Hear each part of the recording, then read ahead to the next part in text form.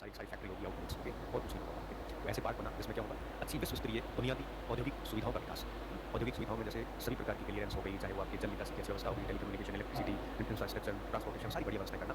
और इससे क्या होगा, भारतीय कपड़ा उद्योग को पैमाने पर, बड़े पैमाने पर उसका निर्माण करने, लॉजिस्टिक लागत को कम करने, लॉजिस्टिक का मतलब लाने ले जाने की लागत होती है, उसको कम करने और अपनी जो प्रतिस्पर्धात्मकता है उसको बढ़ाना। क्योंकि देखो मार्केट के अंदर कॉम्पिटिशन बहुत है, तो उसको बढ़ाना। और ये 5 विजन पे काम कर रहा है, farm to factory, factory to sorry farm to fibre, fibre to factory, factory to fashion, fashion to foreign की तरफ ले जाना है। और इस तरह से 7 पार्क स्थापित किए गए।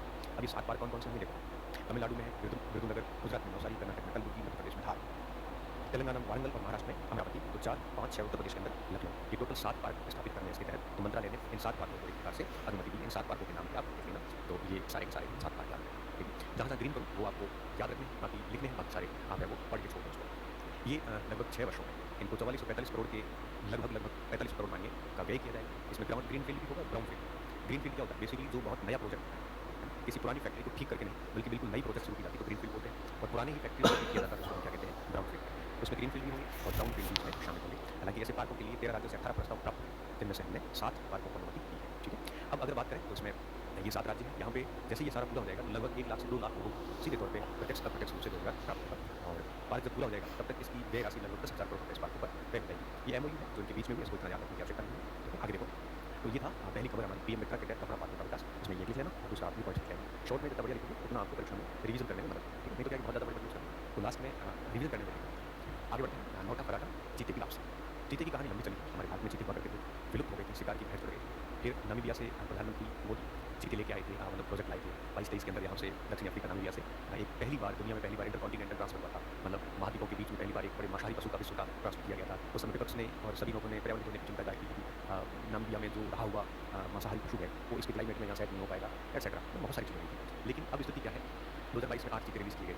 अब भारत में इस समय 30 चीते हो चुके हैं, मैं दिसंबर 2025 में बात कर रहा हूँ। 30 चीते हो चुके हैं, इसमें 12 वयस्क हैं, 9 उपवयस्क हैं, 9 साउथ हैं और 9 भारत में, इसमें से 19 तो भारत में जन्मे हैं। तो अभी संख्या ठीक ठाक कंटिन्यू बढ़ रही है। और भारतीय भूमि पर जन्मी पहली चीता सावक थी, इसका नाम सावक मुखी नाम दिया था। और ये मुखी जो है इसके खुद के 5 सावकों की वो माँ है, वो बन चुकी है। तो जो भारत में जन्मी थी उसके भी 5 सावक हो चुके हैं। तो कुनो के आसपास कुनो नेशनल पार्क मध्य प्रदेश के अंदर है, इसके आसपास आपके कई सारे लोगों को रोजगार मिला हुआ है। ये रोजगार याद रखने की जरूरत है। और भारत सरकार का टारगेट है कि 2032 तक 17,000 किलोमीटर में लगभग 60-70 चीतों की एक स्वसंरक्षित मैडम बनने की आग्रह है। यहाँ काफी अच्छी एक संख्या बनने की उम्मीद है। आगे गांधी सागर वन्यजीव अभयारण्य में भी चीतों को ले जाया जाएगा, तो वापस रिटर्न किया जा रहा है। भारत में जो विलुप्त चीते हैं उनकी संख्या अब विलुप्त नहीं रही, वो 30 हो गई है। इसको और आगे कोशिश की जा रही है कि इसकी स्थिति और आगे बढ़ जाए। FIH federation of international hockey की बात करें तो पहली बार भारत देश में एक पदक जीता, कांस्य पदक जीता। और प्रधानमंत्री ने इस प्रतिष्ठित टूर्नामेंट पर सराहना की, तो ये पुरुष जूनियर हॉकी का कांस्य पदक है, तो FIH में जीता। प्रधानमंत्री का अगली खबर है जॉर्डन, इथोपिया, ओमान का दौरा। देखो इथोपिया, ओमान और जॉर्डन, अभी जॉर्डन तो प्रधानमंत्री अभी गए थे 15-16 जा चुके हैं अभी, तो 15-16 दिसंबर की कहानी। हालांकि पीटीएम ने 15 तारीख को बना दी, तो बाकी खबरें बाद पीछे हट गई है। तो 15-16 दिसंबर को दोनों देशों के बीच में 75वीं वर्षगांठ। हालांकि ऐसे छोटे देशों का जीके में पूछने के चांसेस कम होते हैं, पॉलिटिकल साइंस में पूछ सकते हैं, इंटरनेशनल रिलेशन में पूछ लेते हैं। कई बार इंटरनेशनल रिलेशन में हालांकि वो भी बड़े देशों की यात्रा, यूएसए हो, चाहे ब्रिटेन हो, जापान हो, रूस की यात्रा, चीन की यात्रा, ऐसे देशों में समझौते पूछते हैं। बाकी इतना ही ध्यान रखो कि प्रधानमंत्री जॉर्डन, इथोपिया, ओमान की यात्रा करते हैं। भूगोल में कई बार पूछ लेते हैं जॉर्डन, इथोपिया, ओमान के बारे में, कि लोकेशन कहाँ पे है, कैसे है, ये पूछा जा सकता है। हालांकि साइंस है, हिंदी है, हिस्ट्री है, उनका ऐसा कुछ भी नहीं रहता। तो ये मैं आपको एक आइडिया दे रहा हूँ कि इस तरह से प्रश्न भी पूछे जा सकते हैं, क्योंकि जब परीक्षक प्रश्न बनाने बैठता है तो वो सारी चीज़ों पर उसका ध्यान रहता है। क्योंकि देखो किताब लेके तो कम बैठते हैं, बाद में ध्यान रहता है, पहले दिमाग में करंट अफेयर पढ़ते प्रश्न आ जाता है, इसका ऐसा कुछ बनाया जा सकता है, तो थोड़ा सा इसका ध्यान रखें। 75वीं वर्षगांठ थी हमारे वहाँ पे, हमारा जो दूतावास है, आज से 75 ईयर्स पहले 1950 में भारत ने अपने दूतावास दुनिया के दूसरे देशों में खोले थे। 1950 से हमारे संबंध दुनिया के कई देशों में स्थापित हुए थे। उससे पहले हमारी जो आइडेंटिटी थी वो एक प्रकार से ब्रिटिश आधिपत्य की स्वतंत्र देश नहीं थी। हालांकि हम 15 अगस्त 1947 को आजाद हुए थे, और जब हमारा भारत का कॉन्स्टिट्यूशन लागू हुआ उसके बाद हमारे राजनीतिक संबंध जो स्थापित हुए।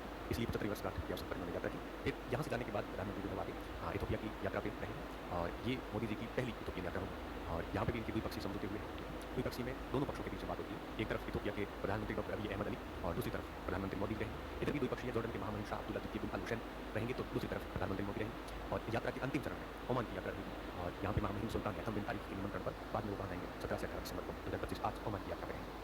ओमान पहले भी गए, उनको राष्ट्र का सर्वोच्च सम्मान भी दिया गया।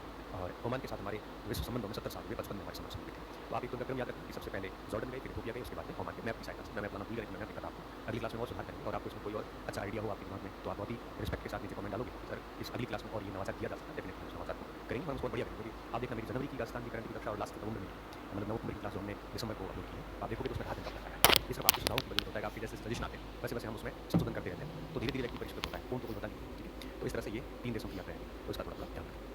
गोवा ने अपना चौथा स्थापना दिवस कई नई पहलों के साथ शुरू किया। गोवा का चौथा स्थापना दिवस गोवा ने मनाया है। किसने? गोवा राज्य ने, AIIA ने। तो